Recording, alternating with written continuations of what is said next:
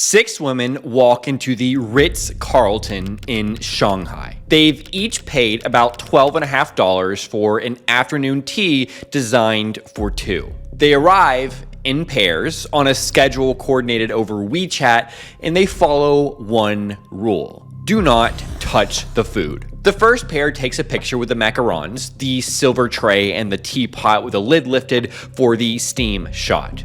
Then they leave. The second pair comes in and photographs the same tray. Then the third. By the time the last pair sits down, the scones have hardened and the cream has gone warm, no longer safe to eat. But that doesn't matter because they got what they wanted. Each woman walks away with a geotagged photo captioned "Sunday Vibes at the Ritz-Carlton Shanghai."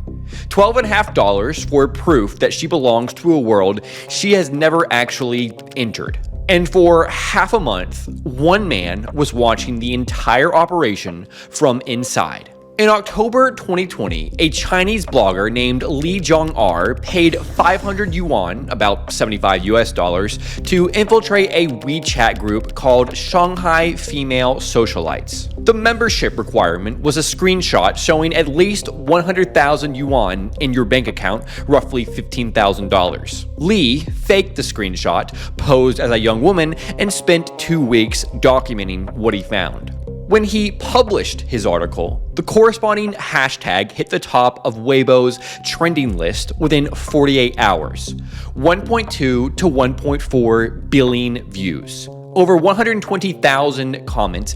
A single post about it picked up 1.4 million likes. The phrase he used to describe the group, the high-end version of Pinduoduo, became the durable Chinese internet name for the entire phenomenon. And the Shanghai group was not an isolated case. From Moscow to Los Angeles to Seoul to Tokyo, the same economy is already running, sometimes openly, sometimes very profitably. I want to walk through all of it.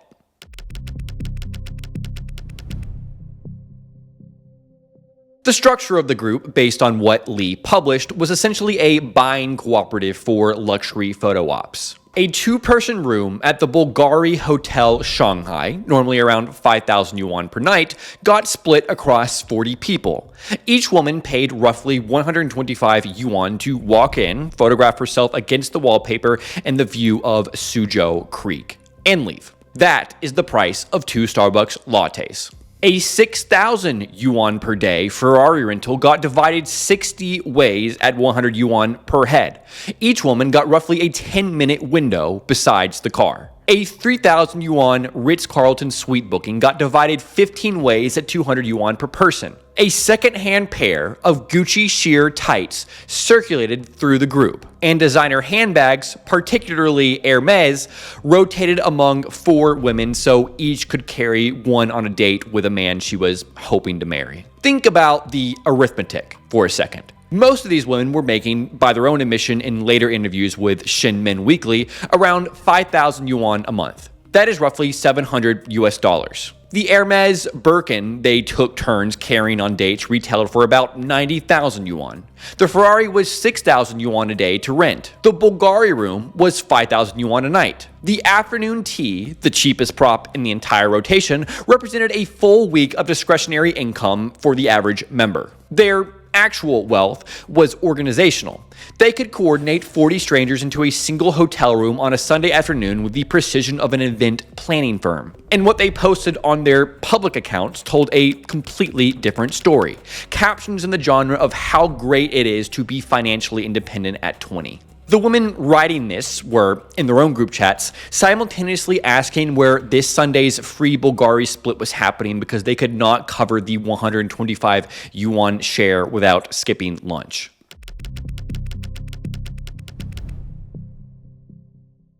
The screen caps Li Zhong-R published reveal something stranger than the economics, and this is the part I find most interesting. The woman had developed a private vocabulary of wealth that appeared to have been assembled in total isolation from any actual wealthy person. Members referred to themselves with constructions like the Bridget Lin of West Nanjing Road or the Dili Reba of the Huangpu River. Brigitte Lin is a Taiwanese movie star who retired in 1994. Dili Reba is a current mainland actress. West Nanjing Road is a prestige shopping street.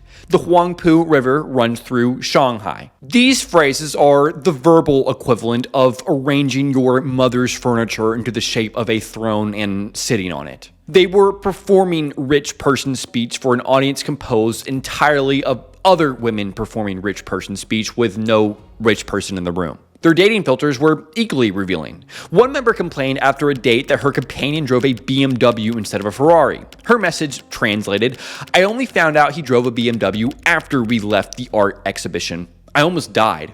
I thought he drove a Ferrari." Other members agreed. Poor BMW owners are usually cheap. There is a technical problem here. The hierarchy the group had assembled placed Rolex as a pass, BMW as a clear fail, Ferrari as baseline, and Porsche somewhere on the floor. But BMWs are not, as a category, cheaper than Porsches. An M8 Grand Coupe runs close to 2 million yuan in mainland China. A base Porsche Macan starts under 600,000.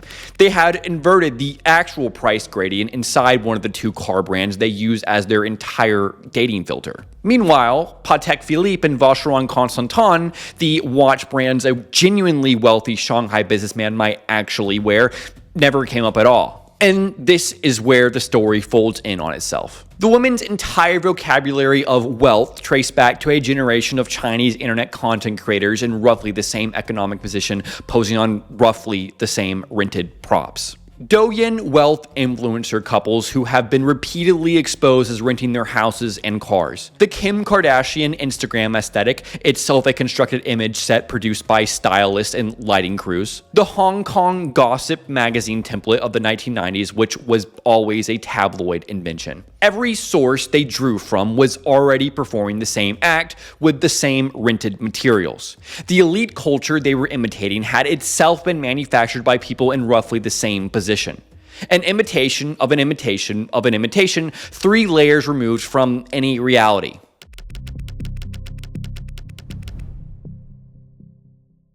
Within a week of the article going viral, a parallel discussion was building on Jihu and Douban.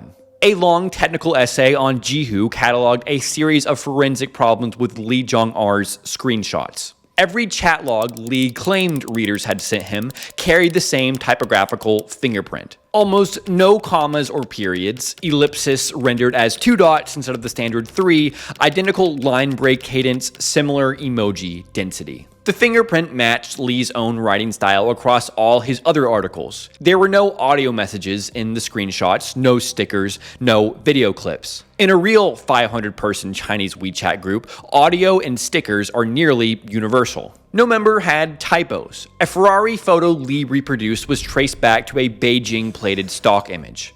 No physical receipts or admin panel screenshots were ever produced.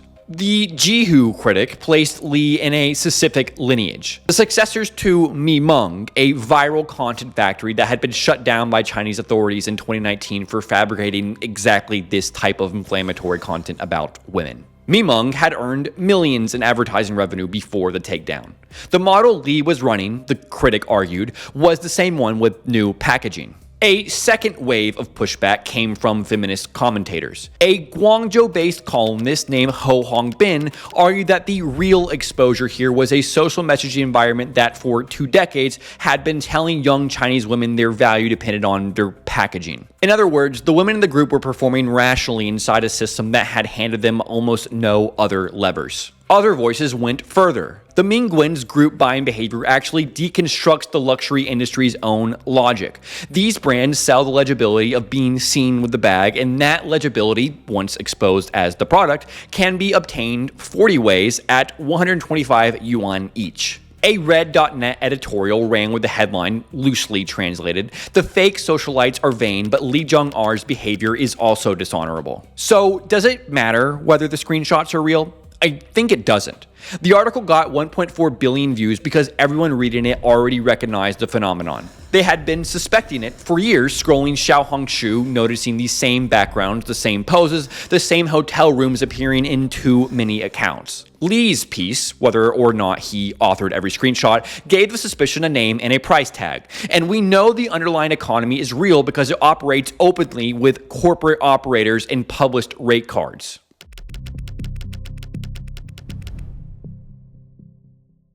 In Moscow since 2017, an Instagram account has been renting out a grounded Gulfstream G650 for photo shoots. The plane sits parked near a Russian airfield. A new G650 retails for upwards of $65 million. This one will never leave the ground. 2-hour sessions start at around $170 hair and makeup extra. In Los Angeles, in a warehouse between Boyle Heights and downtown, a photographer named Sergei Kostakov runs FD Photo Studio. He built a fake private jet interior himself using wood, gray airport carpeting, and a short white tunnel with 2 chairs. He tried sourcing parts from real airplane graveyards. The real parts were either too expensive or too damaged, so he built one from scratch. In 2020, when the studio went viral, it rented for $64 an hour. Today, defending against copycats, it rents for about $45. 12 days before Lee Jong-R's article even published, a Twitter thread had already called out LA influencers using the same studio. In Seoul, the wedding photo industry is the most honest version of this entire economy. Studios in Gangnam produce roughly 250,000 sets of pre-wedding photographs each year. Constructed fairy tale palaces, 160 square meter European chateau sets,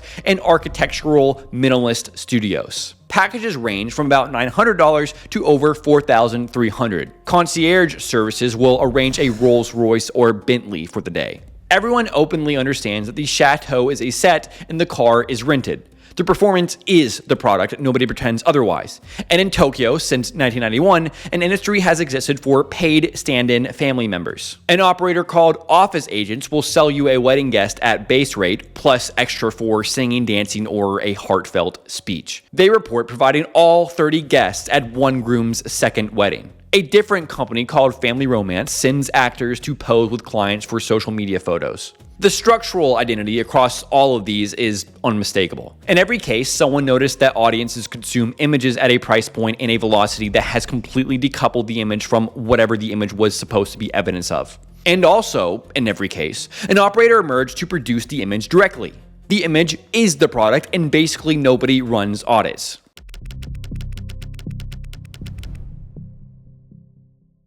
This brings us back to the mechanism underneath all of it. In a small village, verifying someone's status was cheap because everyone knew whose father owned what. In an algorithmically mediated feed of strangers, that verification is effectively impossible. So we substitute an easier question. Does this person look wealthy in the photo? The bag, the hotel room, and the Ferrari hood all become the audit. And when the audit is the photo becomes the only thing you need to produce. The sociologist Erving Goffman described social life as theater performed on a front stage with props prepared in a private backstage. The Mingwen, real or no, collectivized the backstage. 500 women sharing a green room of rented props. Each woman's feed presented an individual performance. The algorithm could not see the green room. It rewarded performances the green room had jointly produced. Consider again the woman who rejected the BMW driver. She was running the same shortcut on him that her audience was running on her. 2 people scanning each other's pictures, each adjusting for fraud the other might be perpetrating, both trapped in a signaling game, neither could exit. And that is what makes the whole system stable. The system treats exposure the same way it treats everything else, as content. Lee Jong-R's article generated 1.4 billion views, fed the algorithm, and the whole thing reset. The women in that group, real or not, understood the system better than almost anyone criticizing them. They were the system, operated by people who had bothered to think clearly about how it actually worked. And somewhere in Shanghai, on a Sunday afternoon, perhaps 6 women are still sitting at separate tables at the Ritz-Carlton, taking selfies with the same set of untouched tea. If you're new here, I make videos about the hidden systems underneath the things we take for granted or just treat as if they're the laws of physics. Subscribe if that is the kind of thing you want in your feed. If you have been here a while and you have not, hit the bell. Now would be a good time. I also write a newsletter, which you can find the link to in the description. I'll see you in the next one. Thank you for watching.